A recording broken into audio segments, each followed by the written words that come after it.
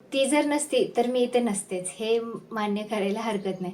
कारण तिने लहानपणापासून इतकं मला सपोर्ट केला, शिकवलंय. ती शिकलेली नाही, पण तिच्या जे बोलण्यात आणि तिच्या जे मला सपोर्ट करण्यात ते कोणीच नाही केलं आतापर्यंत.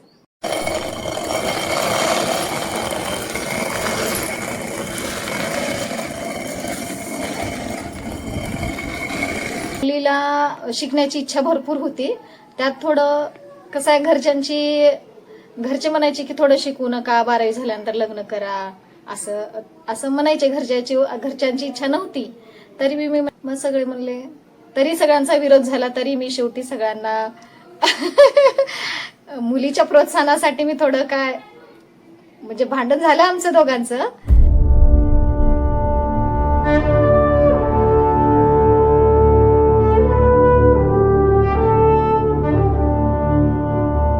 तापासारखं नॉर्मल झालेले पण आहे हे आपल्याला माहिती आहे. क्युअर करण्यासाठी लोक किती पैसा खर्च करतात हे पण आपल्याला माहिती असतं.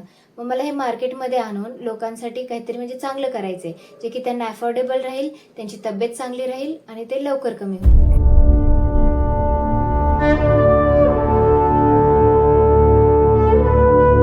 जे आयुर्वेदिक कंपनी आहे इंडियामध्ये, हिमालया, डाबर, पतंजली आणि अमिल फार्मास्युटिकल म्हणून आहे. मी त्यांना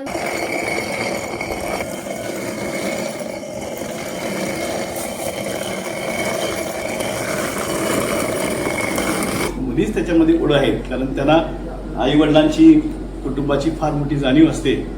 मुलगी ही वडिलांवर अतिशय प्रेम करणारी घरातली हे असते. उमरगा शहरातील एका विद्यार्थिनीची ही प्रेरणादायी यशोगाथा. मंडळी, अनेक अडचणींवर मात करत जिद्द आणि चिकाटीच्या जोरावर तिने साध्य केलंय असं काही जे ऐकून तुम्हालाही अभिमान वाटेल नक्की. शुगरसारख्या दुर्धर आजारावर आयुर्वेदिक औषध तयार करण्याचा दावा या विद्यार्थिनीनं केलाय. पाहूया NTV विशेष रिपोर्ट. ही कहाणी आहे उमरगा शहरातील छत्रपती शिवाजी महाविद्यालयातील विद्यार्थिनी प्रणिता सुधाकर पुजारी हिची. मंडळी, आजही समाजात मुलींना मुलांच्या तुलनेत कमी लेखलं जातं. हे कटू सत्य आहे. पण याच साचलेल्या विचारांना छेद देत प्रणिताने आपली वेगळी ओळख निर्माण केलीय. अनेक अडचणींना सामोरं जात, शिक्षणासाठी झगडत प्रणिताने एक मोठी कामगिरी करून दाखवलीय. शुगर म्हणजेच साखर आजारावर आयुर्वेदिक औषध तयार केल्याचा तिचा दावा आहे. विशेष म्हणजे या औषधाचं उंदरांवर परीक्षण यशस्वी झालं असल्याची माहिती समोर येतेय. आता हे औषध सर्वसामान्यांपर्यंत पोहोचवण्यासाठी तिने देशातील आयुर्वेदिक औषध निर्मिती कंपन्यांना ऑनलाईन अर्ज देखील केले आहेत. पूर्ण शिक्षण 1ली ते 10वी भारत विद्यालय ज्युनियर कॉलेज माकणी येथे झालेलं आहे. मग नंतर आता पुढं शिक्षण घ्यावं म्हणून आम्ही परत उमरग्याला आलात. उमरग्यात आल्यानंतर मग तिचं 11वी-12वी उमरग्याला झालं. मग उमरग्यातनं परत तिला CETचे वगैरे पेपर द्यायला लावले. CETचे पेपर दिल्यानंतर मग B फार्मसीला नंबर लागला. मग B फार्मसी तिची पुण्याला झाली, त्रिनेती कॉलेज पुणे. इथं तिचं शिक्षण B फार्मसी पूर्ण झालं. नंतर मग तिचं नंतर एक परीक्षा असते. मग ती परीक्षा दिल्यानंतर तिचा नंबर M फार्मसीला नांदेड इथं लागला. आता जर पाहिलं तर ग्रामीण भागामध्ये अजूनही आपला ग्रामीण भागच मोडतो, उमरगा तालुका. तर मुलीला बाहेर जाण्यासाठी परवानगी सहजासहजी दिली जात नाही. पुणे जावं, मुंबई जावं, नांदेड जावं. कसं काय म्हणजे घरातून तुम्ही मुलीला एवढं सपोर्ट केलात? काय उद्देश होता तुमच्यामध्ये? म्हणजे मुलीला शिकण्याची इच्छा भरपूर होती.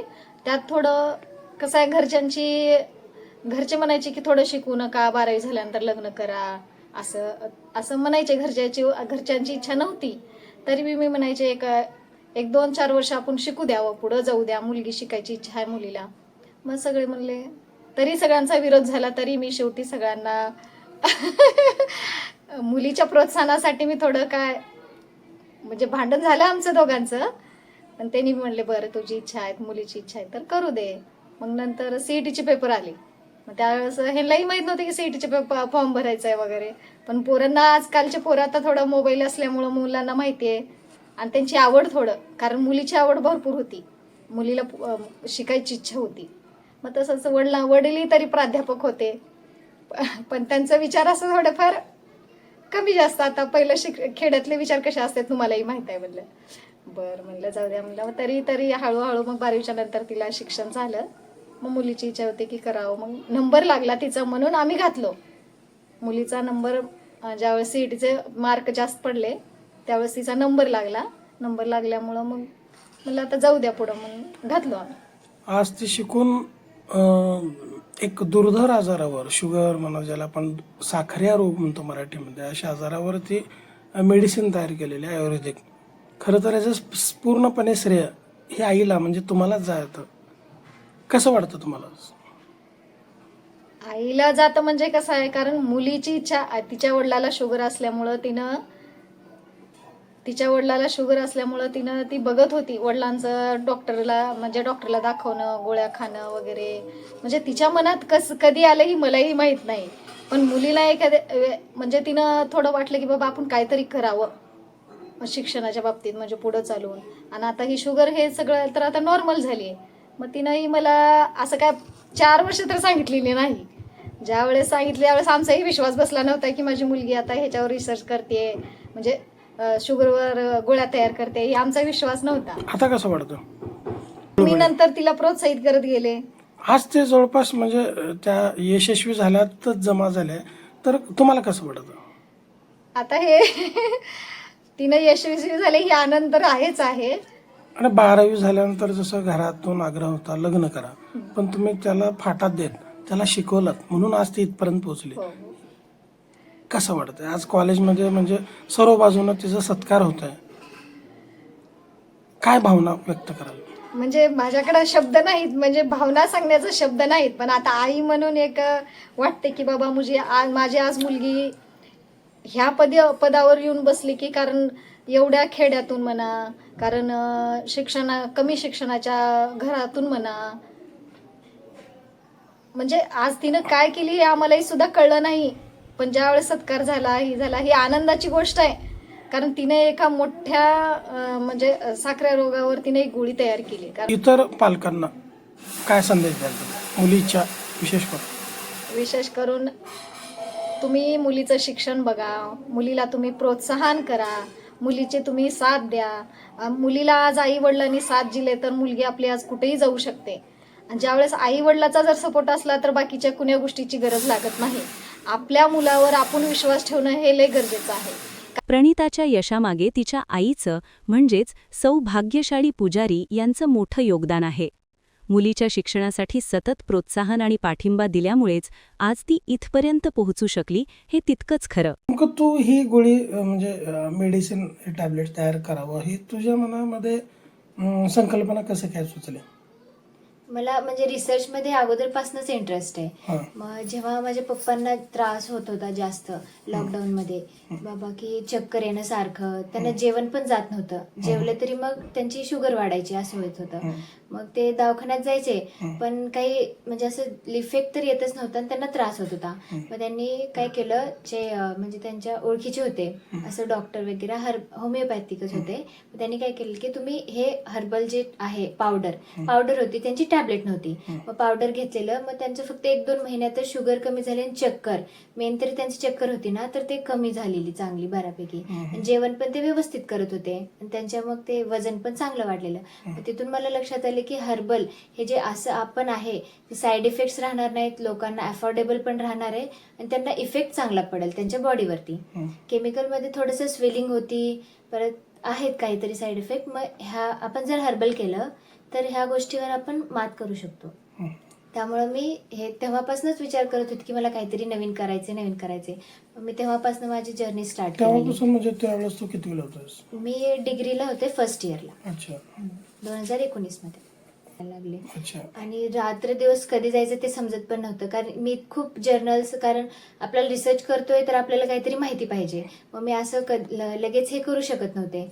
मग मी रिसर्च चालू केला माझा. स्काय हब आणि पबमेड हे रिसर्च स्कॉलरचे ॲप्स आहेत. मग तिथून मी रात्र दिवस करायचे. थोडेसे पेड पण होते, पण 100-150 मी जर्नल्स बघितले होते. आणि एक जर्नल असती 50 किंवा 100 असे पेजेस असतात आणि कधी कधी 20चे पण असतात. पण ते तर आपण मग स्टडी करायचा. मग तिथून मी हे माझे स्टार्ट केलं. अशी किती जर्नल तू चाळलीस? मी 100 ते 150 मध्ये चालले. अच्छा. तिथून मग मला फक्त त्या ते म्हणजे जे 100 ते 150 जर्नल होते बघा, त्यातून मला फक्त एवढं समजलं की मी जे 3 इन्ग्रेडियंट्स मेन यूज करणार आहे फक्त त्याचं समजलं. जे बाकीचे स्टार्च आपले इन्ग्रेडियंट जे पाहिजे होते मला, बाइंडिंग एजंट म्हणा आणि हे फ्लेवरिंग वगैरे, त्याच्यासाठी मी दुसरे जर्नल्स बघितलेले. बरं, हे जे 3 एकत्रित करून जे तू औषध बनवतेस, ते 3 वस्तूंची निवड, पदार्थांची निवड का करण्यात आली? ते नेमके पदार्थ कोणते आणि त्याचा रिझल्ट काय, यावर काय सांगतो? जे 3 मेन आहेत इन्ग्रेडियंट्स, पहिला आहे कस्टर्ड ॲपल ल्यूज, म्हणजे की आपलं सीताफळाची पानं, आणि ग्वावा ल्यूज म्हणजे पेरूचे पानं, जामून सीड म्हणजे जे जांभूळ असतं आपलं त्याचे बी, ह्या तिघांची पावडर आहे. आणि हे तिघच मी का निवडले, कारण हे जे 2 आहेत बाकीचे, आपलं सीताफळ आणि पेरू, हे आपल्याला पहिलंच दाखवतायत की अँटी डायबेटिक प्रॉपर्टी आहे त्यांच्यामध्ये पानामध्ये. बाकीचे पानं जास्त इफेक्टिव्ह आहेत. आणि फक्त ते अँटी डायबेटिकच म्हणून नाही, आपल्याला अँटी मायक्रोबियल, अँटी मायक्रोबियल आणि इन्फ्लॅमेटरी म्हणजे कसं सांगते तुम्हाला. इन्फ्लॅमेटरी म्हणजे आपल्याला काहीतरी इन्फ्लॅमेशन झाले, का सूज आले, काय झालं तर त्याच्यावरती पण ते इफेक्ट करतं. आणि तुमचे जे आपलं पोटातलं असतं सगळंच जे प्रोसेस असते ADME, त्याला चांगलं आहे हे 2. आणि जांभूळ आता हे 3 कॉम्बिनेशन मध्ये कुठेच नाही. मग मी जांभूळ का ऍड केलं, कारण त्याचे जे बी असतात, बी मध्ये पण ते फक्त अँटी डायबेटिक आहे. मग जर ह्या 3चं कॉम्बिनेशन केलं तर लवकर डायबिटीज कमी होण्याचे खूप चान्सेस असतात. त्यामुळे मी हे 3 ऍड केलेलं एकत्र. त्याचं परीक्षण वगैरे कुठं काय झालं, त्याबद्दल काय सांगतो? ह्याचं मी ॲस्टर अनालिटिकल रिसर्च सेंटर आहे पुण्याला, त्या लॅबमध्ये मी एक्स्ट्रॅक्शनसाठी मायक्रोबियल टेस्ट, म्हणजे काही इम्प्युरिटीज तर नाहीत माझ्या टॅबलेटमध्ये ते, आणि माईसवरती म्हणजे उंदरावरती टेस्ट करण्यासाठी मी त्यांना दिलेलं. त्याचा रिझल्ट? त्याचा रिझल्ट आहे. नाही, काय आलं त्याचा रिझल्ट? काय आला त्याचा रिझल्ट? म्हणजे पास आहे. मायक्रोबियल बघितलं तर मायक्रोब्स प्रेझेंट नाही त्याच्यामध्ये, आणि जे माईसवरती बघितलं तर 21 दिवसामध्ये त्यांची डायबिटीस कमी झाली होती उंदरावरती. बरं, आता पुढील तुझी काय दिशा काय असणार आहे आता, या पुढची स्टेप काय? मला म्हणजे हे मार्केटमध्ये आणायचंय, म्हणजे ज्यासाठी की लोकांना, आपल्याला माहिती आहे इंडियामध्ये 6 पैकी 5 जणांना आहेच, आणि हे असं तापासारखं नॉर्मल झालेले पण आहे हे आपल्याला माहिती आहे. क्युअर करण्यासाठी लोक किती पैसा खर्च करतात हे पण आपल्याला माहिती असतं. मग मला हे मार्केटमध्ये आणून लोकांसाठी काहीतरी म्हणजे चांगलं करायचंय, जे की त्यांना अफोर्डेबल राहील, त्यांची तब्येत चांगली राहील आणि ते लवकर कमी होईल. ही जे आयुर्वेदिक कंपनी आहे इंडियामध्ये, हिमालया, डाबर, पतंजली आणि अमिल फार्मास्युटिकल म्हणून आहे, ते त्यांना मेल केलेला, तर हिमालयामधून तिकीट नंबर वगैरे आलेले मला, ते 3-4 दिवसांनी कॉन्टॅक्ट करणार. यशाचं क्रेडिट कोणाला द्यायचं? हे पूर्ण क्रेडिट माझ्या आईलाच देईल. काय रिझन? कारण ती जर नसती तर मी इथे नसतेच, हे मान्य करायला हरकत नाही. कारण तिने लहानपणापासून इतकं मला सपोर्ट केला, शिकवलंय. ती शिकलेली नाही, पण तिच्या जे बोलण्यात आणि तिच्यात जे मला सपोर्ट करण्यात ते कोणीच नाही केलं आतापर्यंत. मी करू शकणार नाही, कारण तिचा माझा पूर्ण विश्वास माझ्यावर ठेवते ती, की माझी पोरगी काहीतरी करून दाखवणार म्हणजे दाखवणार. प्रणिताचं शिक्षण उमरगा तालुक्यातील भारत शिक्षण संस्थेत 12वी पर्यंत झालं. त्यानंतर पुण्यात बी फार्मसी आणि नांदेड येथे एम फार्मसी पूर्ण केलं. सध्या ती पुण्यातील MIT येथे PhD करत आहे. वडिलांना शुगरचा त्रास होत असल्यामुळे त्यांच्या उपचारासाठी सुरू असलेल्या धावपाईचा अनुभव घेत प्रणिताने ठरवलं या आजारावर प्रभावी आणि परवडणारा उपाय शोधायचा, आणि त्यातूनच जन्म झाला या आयुर्वेदिक औषधाचा. प्रणिताच्या या यशाबद्दल आज दिनांक 11 एप्रिल रोजी छत्रपती शिवाजी महाविद्यालयात तिचा आणि तिच्या आईचा मान्यवरांच्या हस्ते सत्कार करण्यात आला. यावेळी प्राचार्य संजय अस्वले, प्राध्यापक विनोद देवरकर, शैलेश महामुनी, प्राचार्य इंगळे आणि इतर मान्यवर उपस्थित होते. ग्रामीण भागामध्ये आपल्या विद्यार्थी किंवा विद्यार्थिनी असतील, मुलांनी केवळ अभ्यासामध्ये तो एखाद्या कोर्सला प्रवेश घेतो आणि अभ्यास करतो, पण त्या अभ्यासाबरोबर सामाजिक समस्येची जाणीव होणं गरजेचं असते. तिच्या वडिलांना डायबिटीस होतं, त्याची तिला जाणीव झाली आणि त्या जाणीवेतून तिनं ज्यावेळेला फार्मामध्ये ॲडमिशन घेतलं आणि फार्मामध्ये बी फार्मा आणि एम फार्मा केलं, आणि त्यामधून तिला जाणीव झाली की आपल्याला या डायबिटीस जो आता सध्या असलेला संपूर्ण मानवजातीला लागलेला एक मोठा आजार आहे तसं पाहिलं तर, आणि कॅन्सरही आहे. या दोन्ही ह्याच्यावर तिचं संशोधन तिनं सुरू केलेलं आहे आणि तिनं प्रायमरी संशोधन अतिशय चांगलं केलेलं आहे. MITच्या लॅबमध्ये, ॲस्टरच्या लॅबमध्ये तिनं तिचं ते सॅम्पल पाठवलेलं आहे आणि त्यांनी मान्य केलेलं आहे. आयुष मंत्रालयाची परवानगीसुद्धा तिला मिळत आहे. आणि ती जे आता दिलेलं जे हे आहे ते पूर्ण आयुर्वेदिक आहे. त्याचे कोणतेही साईड इफेक्ट होत नाहीत. एक 2-3 अगदी जे आपण नेहमी खाणारं जांभूळ असतं, आपल्याला परिचित असलेलं जांभूळ आहे, पेरू आहे, सीताफळ आहे, यांचे बिये किंवा पानापासून बनवलेलं ते आहे. त्याच्यामध्ये अतिशय चांगल्या पद्धतीचे कंटेंट आहेत आणि त्यामुळं एक चांगल्या पद्धतीचा उपाय आपल्या सर्व या मानवजातीला मिळेल आणि त्याचं श्रेय हे आमच्या भारत शिक्षण संस्थेला आणि आमच्या ह्या विद्यार्थिनींच्या माध्यमातून आम्हालाही मिळतं आहे. याचा अभिमान आम्हाला आहे. म्हणून आज आम्ही तिथं इथं सध्या आम्ही या आता अलीकडच्या कालावधीमध्ये आम्ही आमच्या महाविद्यालयामध्ये R&D युनिट आहे, इन्क्युबेशन सेंटर आहे. अशा काही आयडिया आल्या तर त्यांना प्रमोट करणं, त्यांना पुढं त्यांच्या त्या काही अडचणी असतील किंवा ते त्यांच्यासाठी पेटंट मिळणं किंवा स्टार्टअपमध्ये जाणे याच्यासाठी आम्ही प्रयत्न करत आहोत. सगळ्या क्षेत्रामध्ये आम्ही प्रयत्न करतो.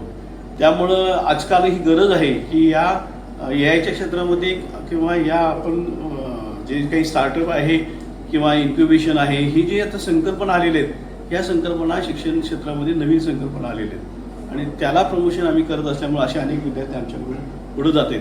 म्हणजे ही विद्यार्थिनी जरी 11वी-12वी आमच्याकडे असली तर आम्ही तिला चांगलं मोटिवेशन देऊ आणि इथून पुढेही तिला लागणारं जे काही सहकार्य असेल ते आम्ही अगदी जे संस्था आहेत ज्यांच्याशी आमचं संधान आहे, MOU झालेलं आहे, त्यांच्याशी आम्ही सहकार्य करून हिच्या प्रॉडक्टसाठी आम्ही प्रयत्न करू. सर, गेल्या काही क्षेत्रामध्ये मुलींच्या बातम्या जास्त दिसू लागल्यात, झळकू लागल्यात, मुलींनी जास्त बाजी मारते, हे काय सर?